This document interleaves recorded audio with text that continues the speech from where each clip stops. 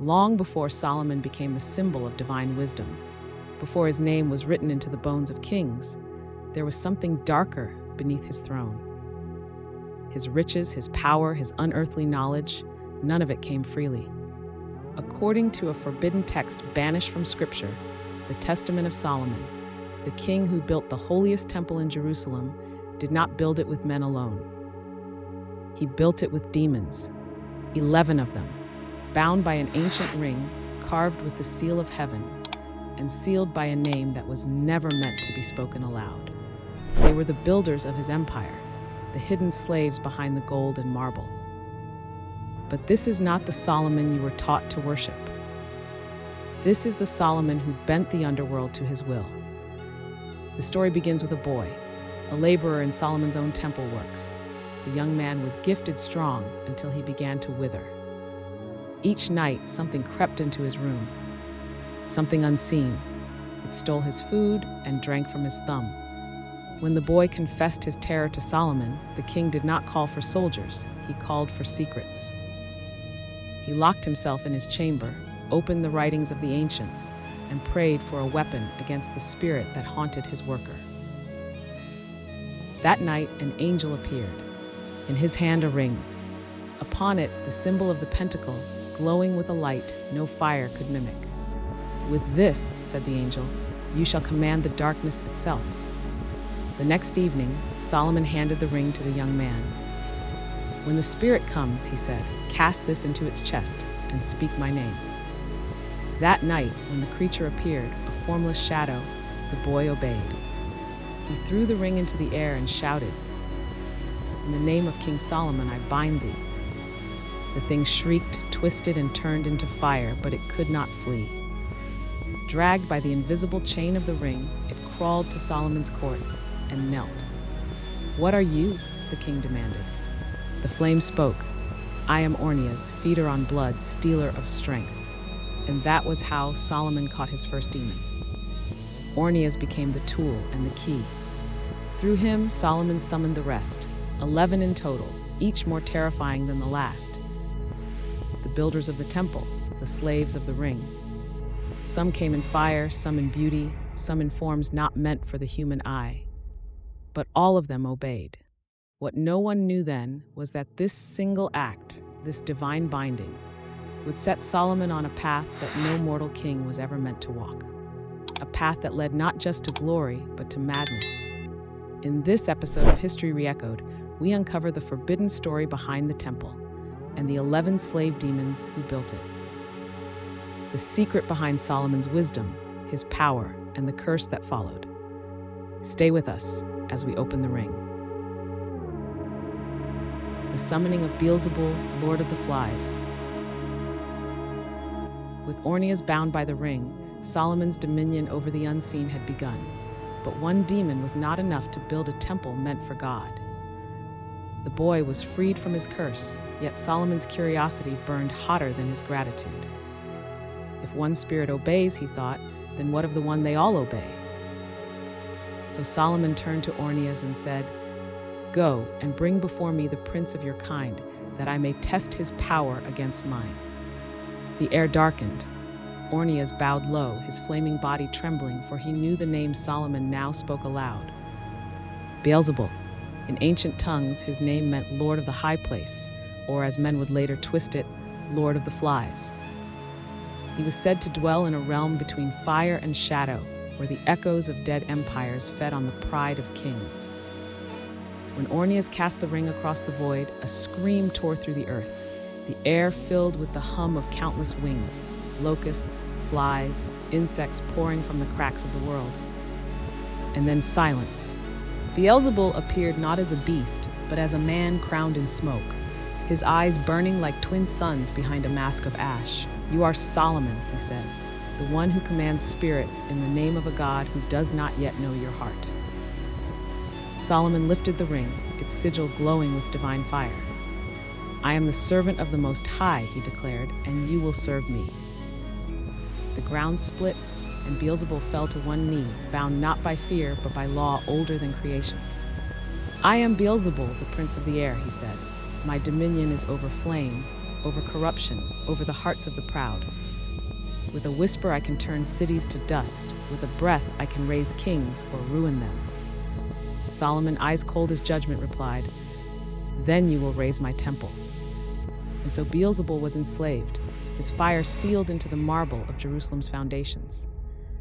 He was tasked to cut the great stones, to melt the ore that would be forged into golden vessels, and to bend the winds for the transport of cedar from Lebanon. The air that once carried plagues now carried the scent of burning gold. Beelzebul's realm, the realm of the air, was forced into service, powering the unseen machinery of Solomon's construction. The temple would shimmer as if breathing light, but deep within its walls, the echo of Beelzebul's chains would remain.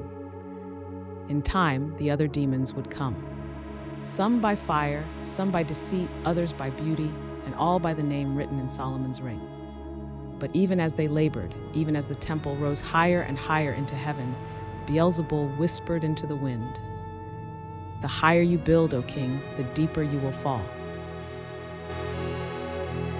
The binding of Anoskelus, the demon of desire and deception. The temple's foundations were rising, the marble blocks glowing faintly in the sun, a light drawn not from heaven, but from the breath of bound spirits. But Solomon could not sleep. The deeper he dug into the mysteries of his power, the more the air around him began to shimmer, as if the unseen itself had taken notice. One night, as he prayed alone beside the temple stones, a voice came to him, soft, sweet, and trembling like a lyre string. "You have chained princes of the air and servants of flame," it whispered. "But can you chain me?" Solomon turned, and there she stood. A woman radiant as moonlight, her hair flowing like night water, her eyes deep in gold. Yet when she moved, the light beneath her gown flickered, revealing a single hoof, small and dark where her foot should have been. "Who are you?" Solomon demanded. "I am Anoskelus," she replied, "born from the blood of the first desire, from the union of man and shadow before Eden was closed. I dwell between the mirrors of heaven and earth, where lust becomes thought and thought becomes sin." Solomon raised the ring, its seal blazing with divine fire. "By the name of the Most High, I bind you. Tell me your work upon the earth." Her smile did not fade. "I make the hearts of men wander. I turn kings to fools and fools to kings. I take what is sacred and make it beautiful, until beauty becomes a curse. I whisper to women in secret that they are never enough, and to men that they can own what cannot be owned." The air grew thick, the scent of cedar and incense turning sweet and suffocating. Solomon hesitated because in her voice he heard truth. "What is your realm?" he asked finally. "Desire," she said, "and all that burns within it. I ruled in the house of men before you built your temple. Even now your eyes betray your faith." And for the first time, Solomon, the man who commanded spirits and kings, felt his heart tremble. He called upon the angel who had given him the ring, and the air split open with light. "You will not touch my soul," Solomon said, "but you will serve my work." The ring's fire spread across the floor, encircling Anoskelus. Her beauty dimmed, her form rippled like smoke caught in glass. Bound and screaming, she fell to her knees. "Then I will serve," she hissed. "I will spin the cords that bind your foundation, as I have bound the hearts of men." And so she was set to labor, weaving the ropes of the temple's base. Her silver hair turned to threads of light that strengthened the structure. Every stone in the temple was raised by her tension, and with each turn of her hands, the line between the sacred and the profane blurred just a little more. Solomon watched in silence. He had won another victory, but deep within, he wondered whose will was truly being served. For Anoskelus's final words lingered like perfume in his chamber. "You may command us, King of Israel, but soon you will become one of us." The binding of Asmodeus, the destroyer of kings. There are demons that whisper. There are demons that hide. And then there are those that wait, patiently, in the cracks between victory and vanity. His name was Asmodeus, called Ashmedai by the elders, the destroyer by the angels, and the laughing flame by those who had seen him and lived. Solomon had heard the name before, spoken by Beelzebul in warning. "He is one you cannot bind," the prince had said. "He lives where man and woman meet in secret, and in that meeting he rules." But Solomon, flushed with triumph, no longer listened to warnings. One evening, as the temple's great pillars were being hoisted into place, a storm gathered over Jerusalem, a storm without rain, a storm of sound. From it came laughter, deep, mocking human laughter. The torches flickered, and from the shadows stepped a man, tall, regal, with eyes like molten bronze and hair like black smoke. Around his wrists, golden serpents coiled and whispered. "I am Asmodeus," he said, "the breath between desire and destruction, the shadow that follows every kiss. You have called me without knowing how. For every chain you forge for others, I feel tighten around you." Solomon raised the ring, the sigil flaring white. "In the name of the Most High, I command you." But Asmodeus only smiled. "You command nothing that you do not understand." With a single motion, he struck the ground, and the marble under Solomon's feet cracked. A wind roared up from beneath the temple's floor, the sound of 1,000 unspoken oaths. The king fell to his knees as his servants fled in terror. "Who sent you?" Solomon gasped. "No one," said Asmodeus. "I come where the scent of pride rises. I drink from the cup of kings who believe themselves divine." Still, Solomon pressed the ring to the earth, and the divine name seared the air. The demon roared, half fury, half laughter, as the fire of heaven wrapped around him like a net. Bound at last, Asmodeus sank to the floor, breathing smoke. "You are strong, Solomon," he whispered, "but strength is not wisdom. You build temples for God, yet every stone is a monument to yourself." "Tell me your work upon the earth," Solomon demanded. "I am the flame behind jealousy. I break marriages and kingdoms alike. I fill hearts with revenge and beds with deceit. My power is the price of love." "Then you will serve," said Solomon, voice trembling with fury. "And you will learn," Asmodeus replied. He was set to labor over the great baths of the temple, the molten bronze seas, shimmering with reflected fire. The workers feared to go near him, for the water hissed where he stood, and faces, pale and weeping, rose and vanished beneath its surface. Beelzebul watched in silence, saying nothing. For he knew what Solomon did not, that the binding of Asmodeus was not a victory, it was an invitation. And in time, when the king's heart turned toward forbidden love, when a woman of another faith whispered promises of glory beyond heaven, it would be Asmodeus's laughter that echoed in Solomon's chamber. The destroyer had only bowed his head to study his prey, and the wisest of all men was already standing at the edge of his fall. The headless spirit of fire, the furnace of the temple. The temple's walls had begun to hum. At night, the air shimmered as if the stones themselves remembered pain. Solomon, restless and sleepless, walked through the construction grounds, his eyes following the glow of the furnaces that melted bronze and gold for the sacred vessels. The workmen whispered that sometimes in the deepest pit of the fire, faces appeared, faces that screamed without sound. That night, Solomon went alone to the forge. The flames leapt higher as he approached, and out of the heart of the fire something rose.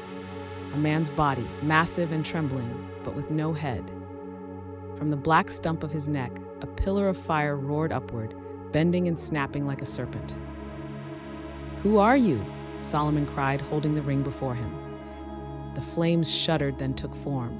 The voice came not from a mouth, but from the fire itself. "I am Abizithabad," it said. "Once a servant of light, now a wanderer of flame. I was among those who rebelled beside the Red Sea when Moses struck the waters and your God parted them. For my defiance, I was cast into fire, stripped of my head so that I could see no more of heaven." Solomon shielded his face, the heat searing the air. "What is your work upon the earth?" "I burn what men love," the Spirit said. "I am in the fever that takes the child, in the spark that devours cities, in the ember that sleeps in gold until it consumes the hand that shaped it. I am the hunger of fire itself." Solomon trembled, yet his voice did not falter. "Then you will serve the work of God. You will give your fire to light the night for the builders, and your pain will forge the vessels of his glory." The flames screamed, not in agony, but in mockery. "You would use me for light?" Abizithabad thundered. "Then I will burn forever in your house. My heat will cling to the gold of your altars. My smoke will rise with every prayer. Men will call it incense, but it will be the scent of what you enslaved." Solomon pressed the ring to the air, and the fire bent like a beast in chains. "I command you," he said, "be bound." The furnace howled. Sparks leapt from the floor, and the forges across the temple roared to life as though sharing a single breath. The workers ran in terror, but when they returned, they found the headless demon and a great hound bound together, their flames intertwined. From that night onward, the temple never needed torches again. The furnaces burned by themselves, their fire a steady, watchful glow. Solomon called it divine blessing. But some said, if you stood too long near the bronze basins, you could hear something whispering inside them. A low, endless moan, asking only one question: how long must I burn for another man's God? The binding of the dragon spirits, the chaos beneath the crown. The temple rose higher each day. Its towers pierced the sky like lances of ivory, and its courtyards shimmered under the desert sun. But beneath the city, in the catacombs dug for its foundation, the ground began to tremble. Stones cracked in their sockets. Workers swore they heard voices, guttural, ancient, older than language. One evening, a messenger came to Solomon, pale and trembling.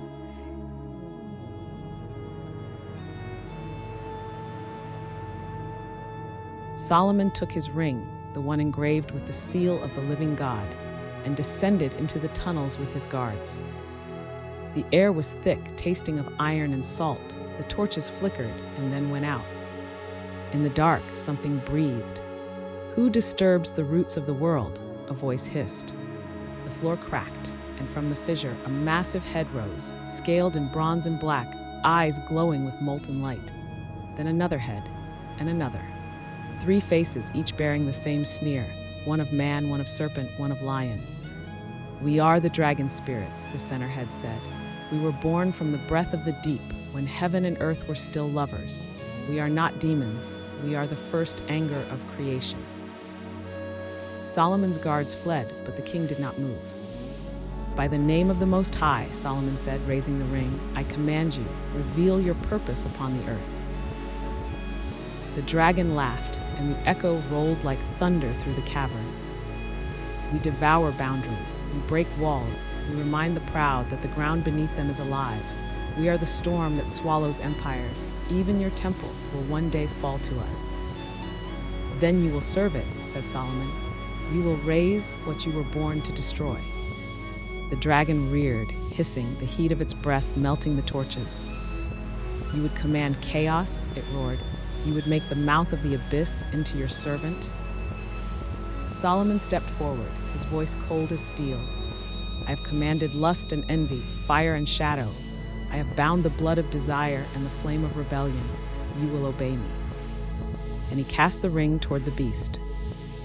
The seal struck the central head, and the dragon screamed. Light exploded across the walls, flooding the chamber with divine brilliance. The 3 heads writhed and split, and before Solomon's eyes, the dragon became 2 beings.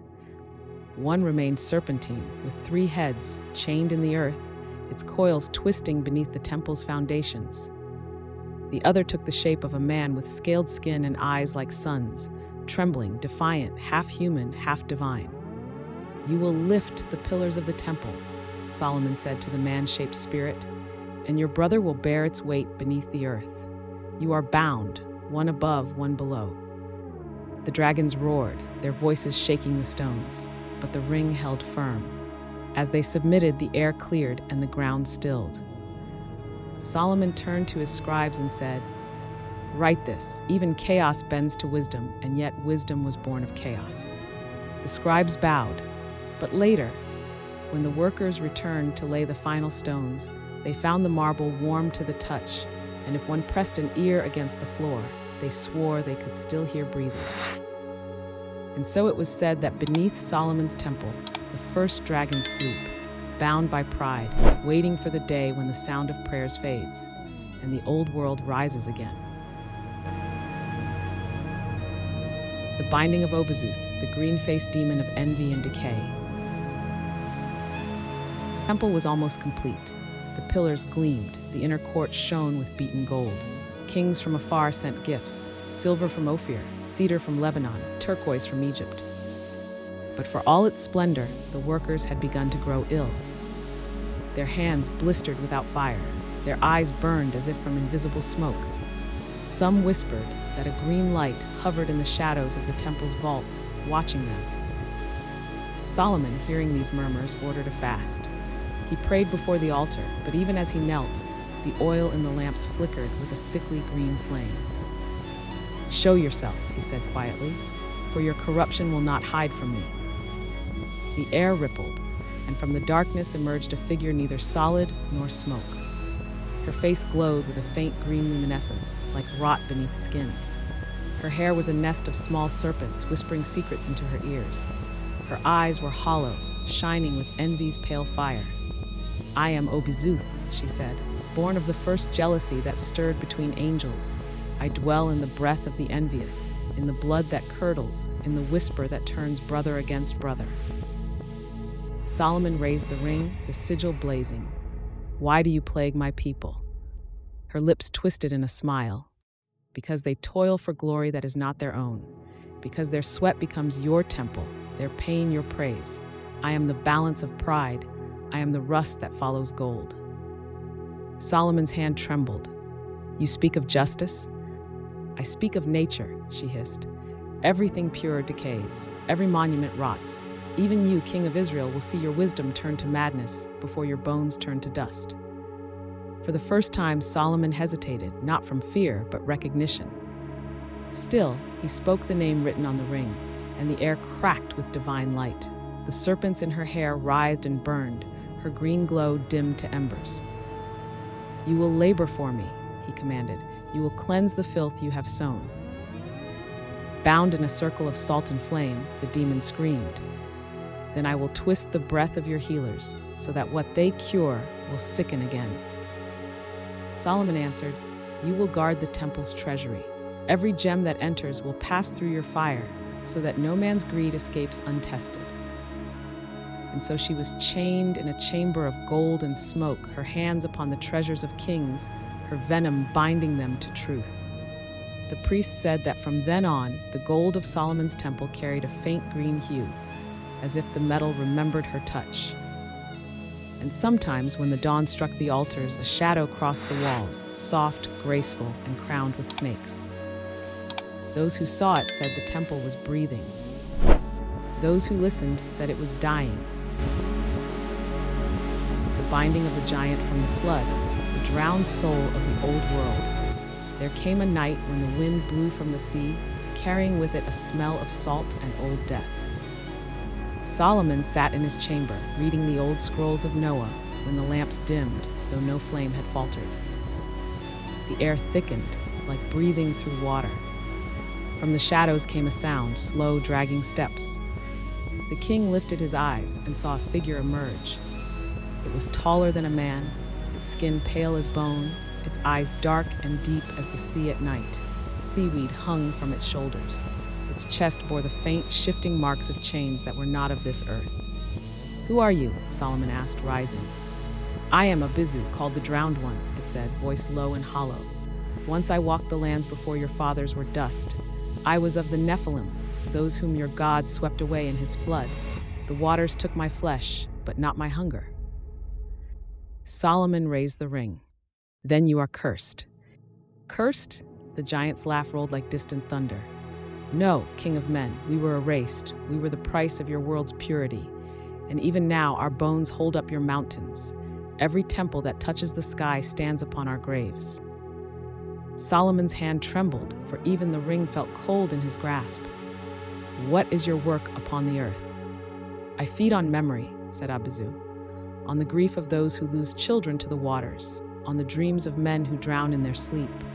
I walk the sea's floor and count the dead that heaven forgot."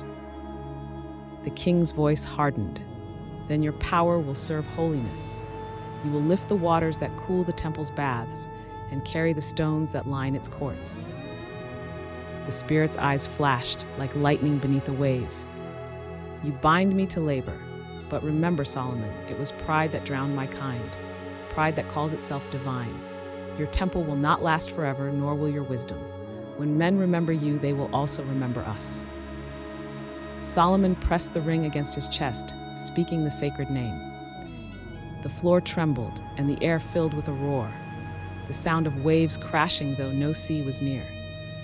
When it faded, the giant knelt, his form dissolving into mist that sank through the floor, down, down into the cisterns beneath the temple. From that day, the waters there were said to move of their own accord, never still, never silent. And when the moon was full, the priests swore they could see shadows walking across the surface, tall, slow, sorrowful shapes, reaching upward but never breaking through. The binding of Ephippus, the wind that lifted the temple and broke the king.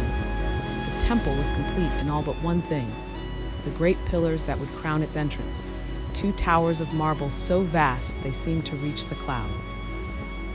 Yet no man could raise them. No beast could drag them. The stones lay in the dust outside Jerusalem like sleeping giants. And each morning Solomon stared at them in silence, wondering if even heaven had limits. Then one night, a messenger came bearing a letter sealed with the mark of the king of Arabia. In it was a plea. A venomous wind has risen in our lands. It kills our cattle and blinds our sons. If you are as wise as the world claims, send help and we will serve your God. Solomon read the letter beneath the lamp's flickering light and felt something stir in his heart, a challenge. If I can bind the wind that destroys, he murmured, perhaps I can command the wind that builds. So he took his ring, a skin of wine, and a camel, and sent his servant to the Arabian desert. For 7 days the man wandered under a burning sky until he reached a valley of bones, the place the locals called the mouth of the wind. The air was alive there, swirling like something half asleep.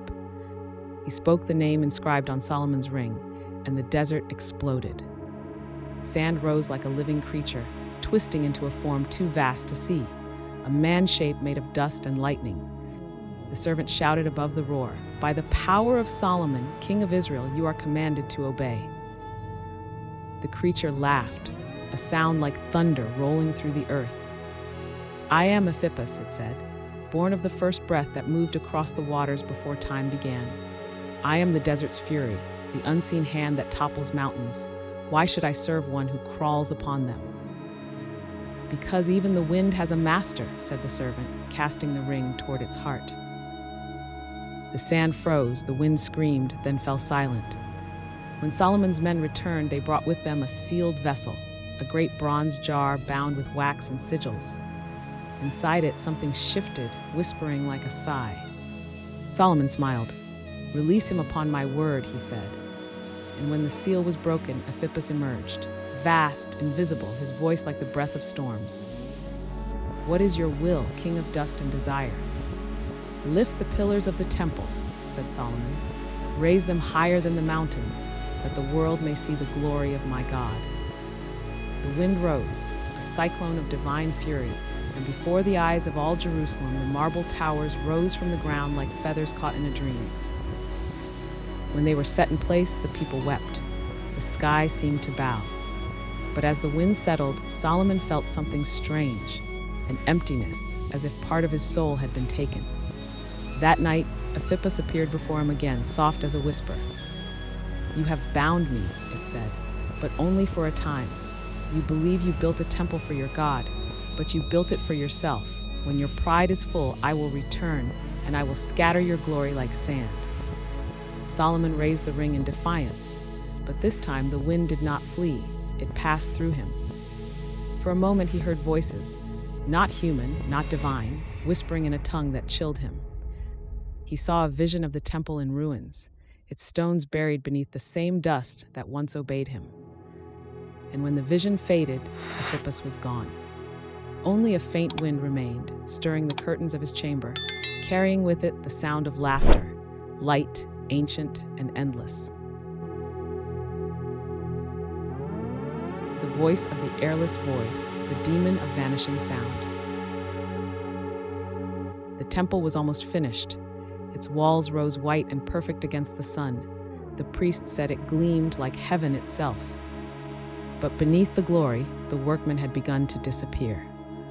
No screams, no blood, only the echo of dropped tools and the faint smell of copper in the air. Solomon at first thought it was theft or treachery, until one night a mason ran into the courtyard, eyes wide, face pale, gasping without sound. He clutched his throat, opened his mouth, but not a single note came out. Then he fell dead.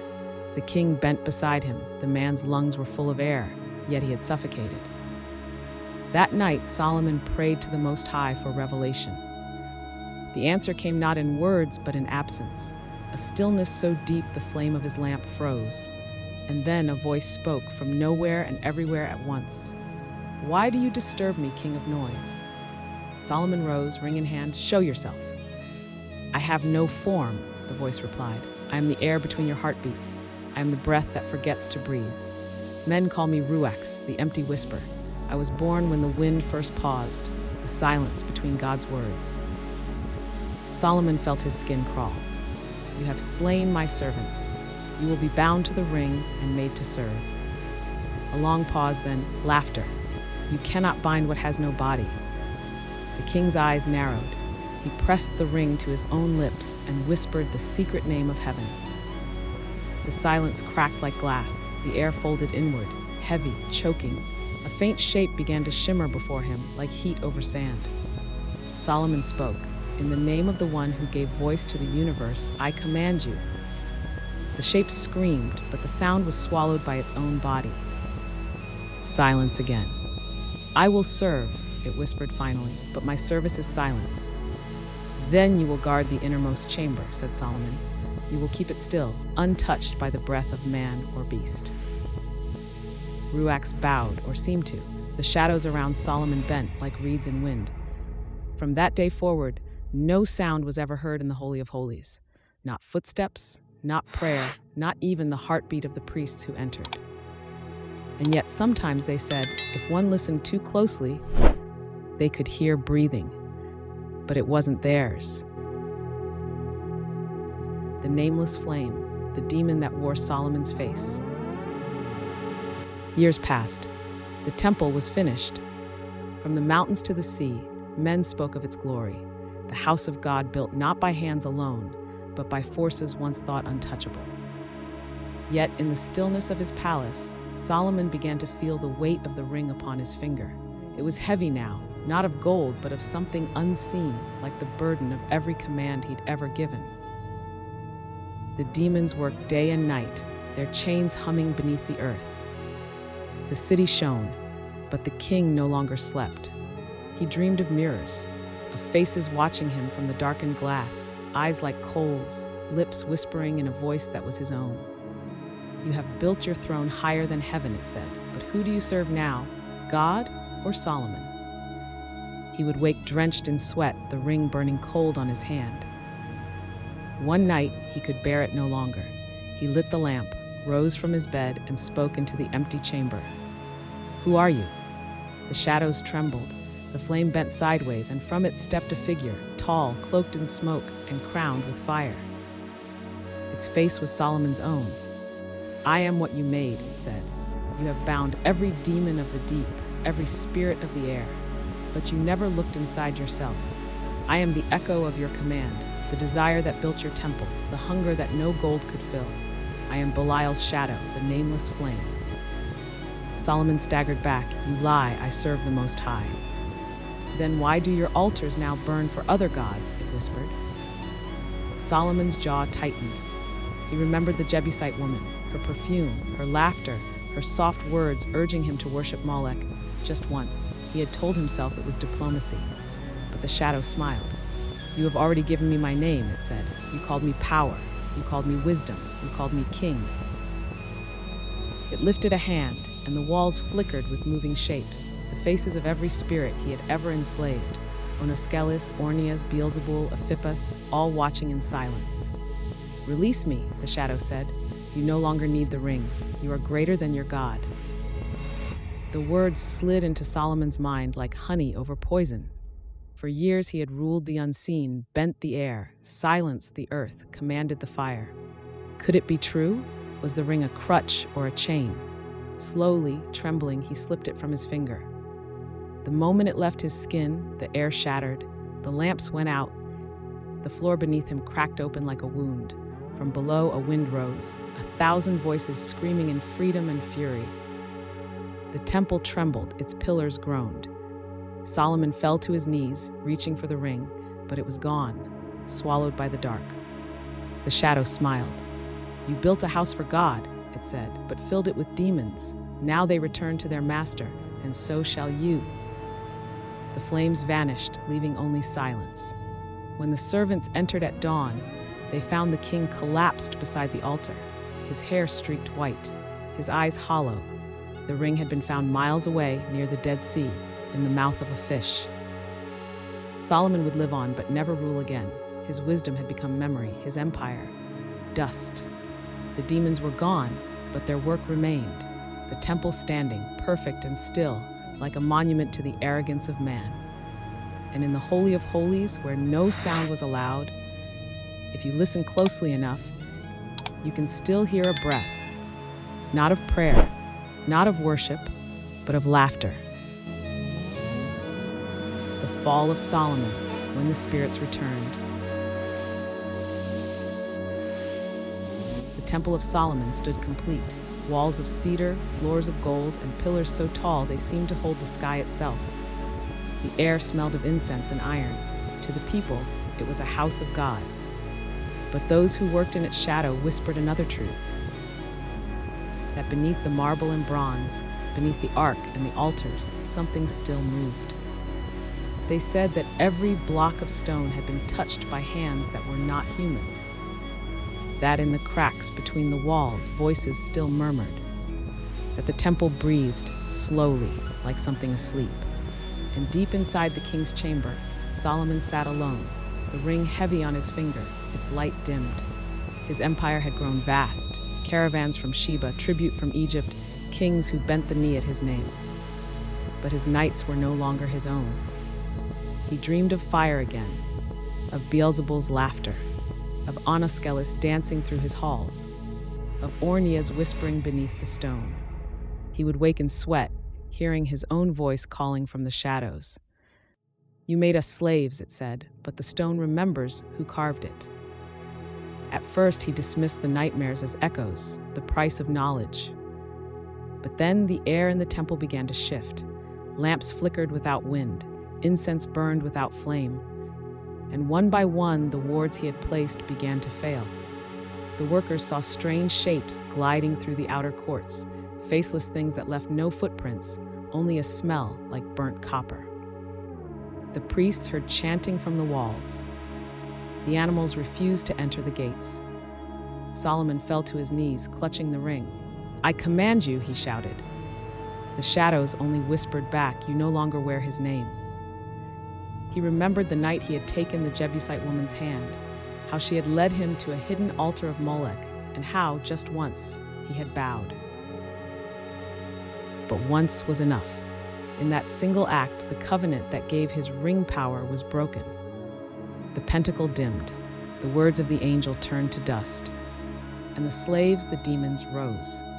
Ornias appeared first, his eyes burning like two suns. "You called us tools," he said, "now we come as mirrors."